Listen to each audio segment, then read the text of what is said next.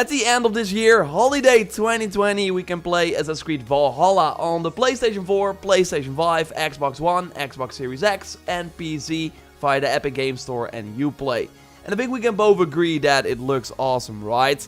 Well, I got even more hyped after my interview with the creative director Ashraf Ismail. He of course directed both Black Flag and Origins and is now leading this game. And really a ton of the things that I wanted to see improved are being worked on for this game. It all looks very promising. And this game is going to be huge. 14 studios are helping Ubisoft Montreal. And in this video I will share some first ever gameplay screenshots. A ton of details that I learned about the game, including about the new combat systems, the hidden blade that is of course back, and an OG Assassin's Creed thing is also back. There's a ton to discuss. A like on the video would be super appreciated. And let's go. Let's start with the main character, who is called Eivor. And just like in Odyssey, you can choose to pick a male or female version of this character, but they will both be called Eivor. And Ashraf was really focused on that this is the journey of Eivor, and that you can just choose to play that character as a male or female. And you can actually customize the hair, tattoos, war paint and gear of the character as well. And it sounds like a good approach without going full create your own character, but I do think that this means that they will both say the same things like we saw with Alexios and Cassandra. And the choices will be back as well, but I want to touch on that in a second. Because while we have a clear idea of what the male variant of Eivor will look like, who is the female character? It's still kind of unclear. We do see her already in the art from Boss Logic, and also in one gameplay screenshot we can have a good look at her hanging on this Viking longship. Looking pretty awesome. I like her hairstyle, but again, we can customize that as well. And we also see a raid party on your ship. Because yes, you can have a raiding party with you when you go out in the world, and these characters are actually characters you meet in the world, and you can customize them as well. And they should have an impact on the narrative of the game too. I hope we can also romance them, but that is not clear at this point. And I love the fort here in the distance, and we of course see our raven friend, who we can likely use to scout the area. And our ship is, by the way, customizable just like in Odyssey, and we will use it to traverse the rivers and the sea. And the Saxons will also make defenses over time to counter our use of the long ship. I don't know if there will be like naval combat. It seems like the ship will just be used for transportation, but again, I'm not entirely sure. So as Eivor, we will leave Norway early in the game due to war and lack of space to grow. And then we go to England, because that is the land of opportunity, and Vikings were also great farmers, and the farmland in England is just way better. So the game will mostly take place in England, the 9th century Dark Age of England to be exact. And during this time, England still had 4 different kingdoms, and they will all be in the game. And if you know your Viking history or watch some Viking TV shows like me, then they will all sound familiar. East Anglia, Northumbria, Mercia and Wessex. But Ashraf also wanted to stress that it's also an Assassin's Creed world, so the conflict between the Assassins and the Templars is taking place, but of course as the Hidden Ones and the Order of Ancients. As the game and the Viking era in general of course takes place before the first game and the existence of the Templars. And Eivor will actually meet the Hidden Ones early in the game, although he doesn't really know what this means. But during this meeting he will get the Hidden Blade, although Ashraf would not really tell why and what the purpose was, but there should be a bigger picture at play here. And as we of course saw in the trailer, he uses it like Darius, but on the left wrist instead of the right. But yeah, not under the wrist like Bayek before him. And the reason is based on the Viking culture and the Norse culture. And that's really all that Ashraf wanted to say. So if you got some theories as to why he might be wearing it like this, then drop it down in the comments. So yes, we will have this journey of Eivor as an assassin, but also as a Viking. He is a lone wolf, a lot of ambition, wants glory for himself, but is also a leader within the community. And the community depends on Eivor. And this is where the choices come in. You namely have your personal goal, but also the wishes of your community. So you have to kind of choose in what direction you want to take the story.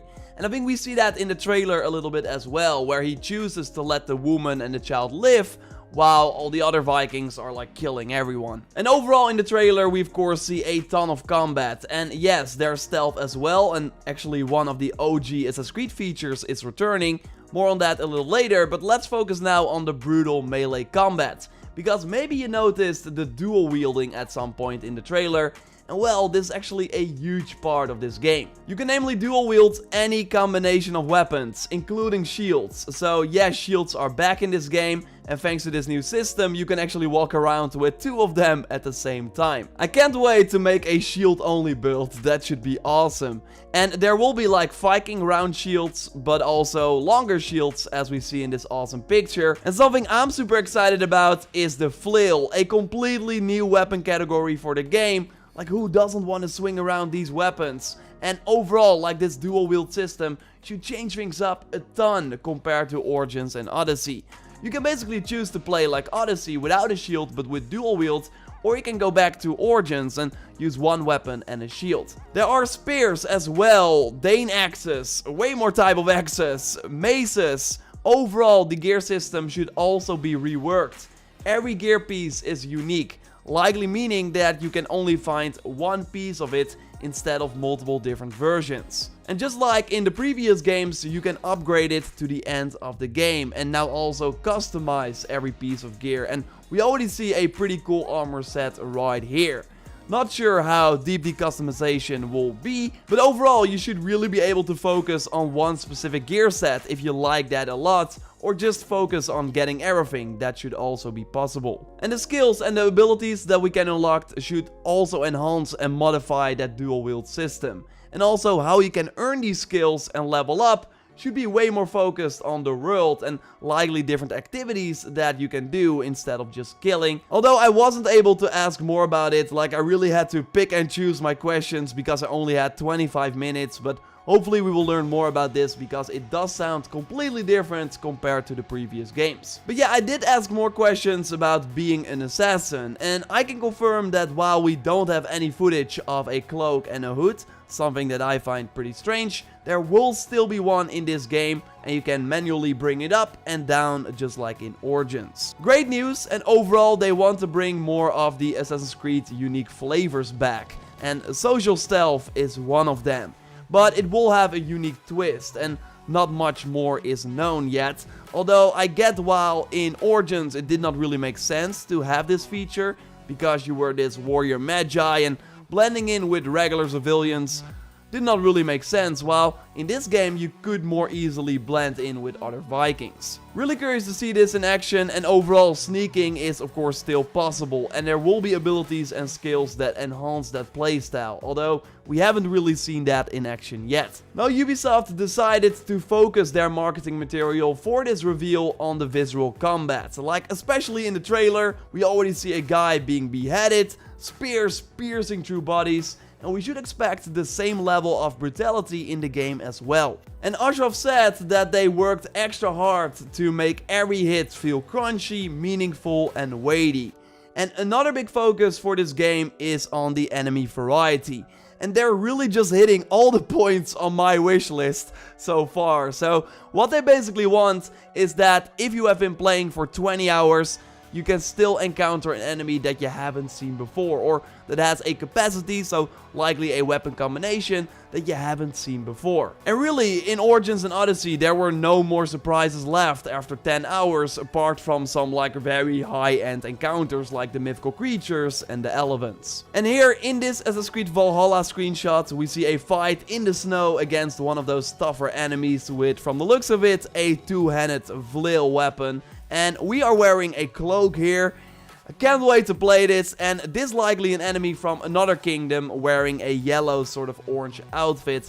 But we should also be fighting bandits, different Viking clans, and other surprise groups, likely comparable to like the cultists that we saw in Odyssey, for example. And then I did not touch on one of the most important parts of the game from the sounds of it, and that is your settlement. That is in a set location in England, and you will return to this settlement every time. I think we see it here in the trailer, so there should be many buildings that have gameplay value and you can customize and upgrade them. And the before mentioned raiding party will also be in your settlement as well, and you can choose to bring them there or not.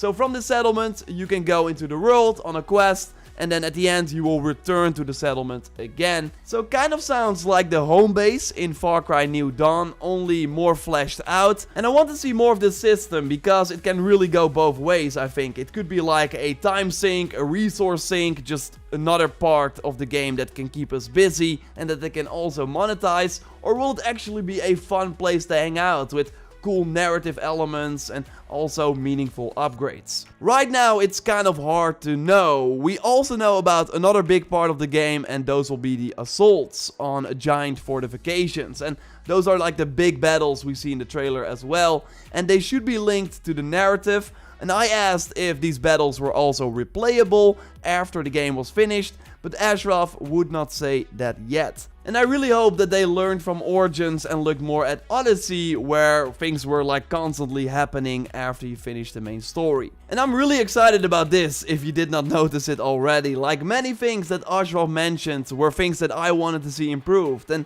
I feel that this might be like a fresh wind in many regards, while still building upon the RPG elements that they introduced in Origins and build upon in Odyssey, but also bringing more of the original Assassin's Creed flavor to it. Although we of course have to wait and see how it all shakes out. The multiple additions for the game were also announced. I don't have any image at the time of this recording yet, so we'll likely look at them later and see if we got some new info from those. And they just confirmed while editing this video that next week on May 7th we will have the full gameplay reveal.